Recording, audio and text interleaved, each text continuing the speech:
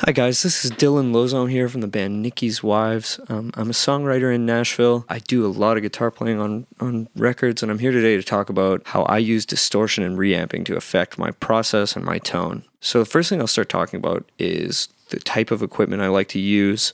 I'm a strong believer in creative momentum. I think the tone is not as important as a lot of people think it is. And being able to come up with the right parts at the right speed is important. And for that reason, I tend to use a lot of software plugins for guitar. I have a Fractal Audio Axe Effects. It's about as hardware as I go. Still very digital. I'll be actually doing this demonstration on my Axe Effects today and controlling it with this software Axe Edit. So when I record guitar, I'll always record into a DI, split off, send the DI directly into Pro Tools, and then another signal directly into the front end of the Axe Effects, and we'll record the amped signal as well. This is what that DI would sound like. It's just a baritone guitar from a song called Neon Lights that we did in 2018. Here's a double, and hard right, and then here's a lead.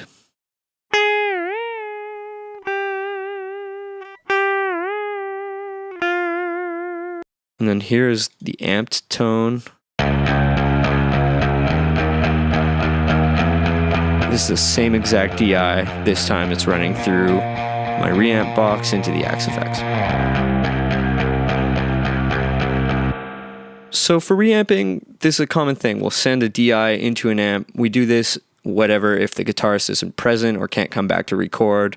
We can use the DIs he did to get new timbres.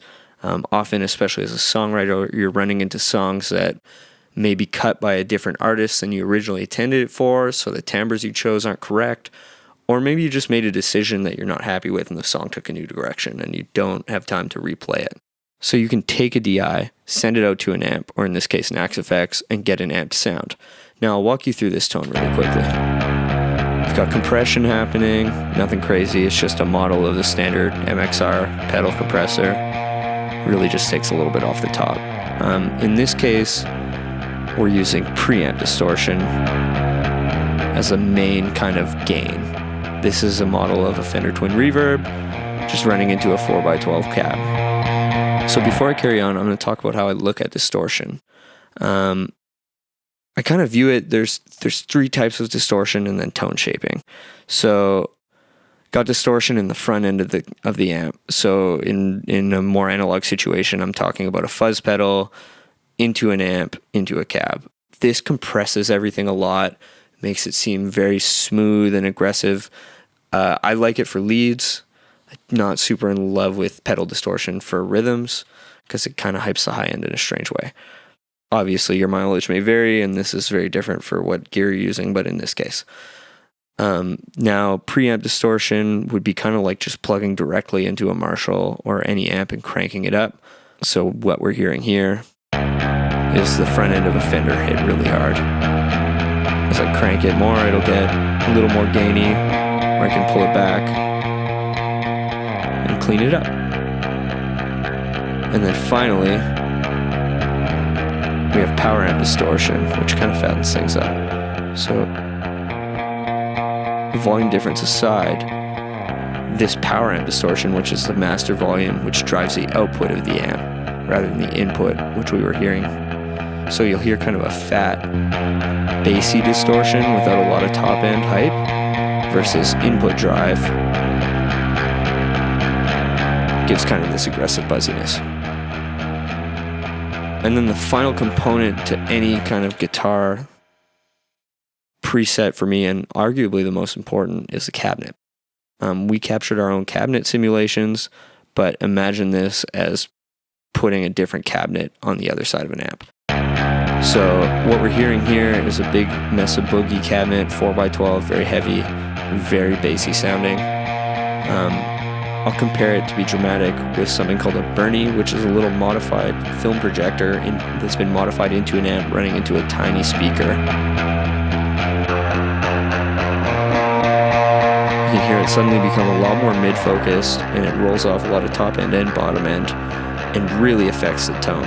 If I want to do something kind of vintage and aggressive and strange, I'll go for something like the Bernie, something that's going to react strangely to a lot of signal.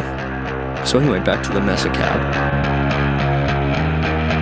Say we're in a situation now that the artist, maybe I was selling it to an alt band, but it got picked up by a harder rock band, and I need to do something a little higher gain.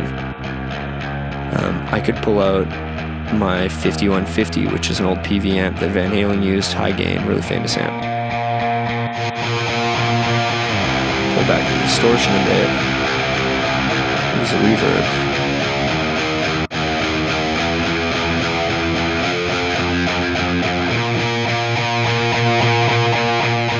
And suddenly here we have a modern, aggressive, powerful sound that's a little less clean, but might sit better in a hard rock context. Now let's have a look at the lead tone really quickly. These are all just duplicates of the original DI that I showed you at the beginning of this. I'll pull out my lead patch. It's a little more complex. So here's what that sounds like. Loop a smaller portion here.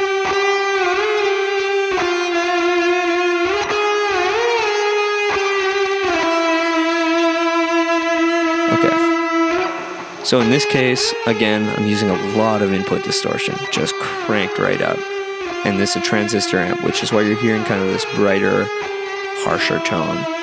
One cool aspect of the distortion here that I wanted to talk about, however, was using a really aggressive EQ to hit the front end of the amp hard so it distorts, and B, using a pitch effect, in this case a whammy. This whammy pedal, what it's doing is creating a high octave of the tone, which is a cool sound in and of itself, but in this case what makes it interesting is that extra bandwidth hitting the front end of the amp is causing it to distort in a different way. So it's basically running out of headroom more quickly because I'm hitting it with more amplitude and also a wider frequency range. It's a bit of a subtle effect, so I'll pull up the mix and mute, and now watch as I cut the pitch.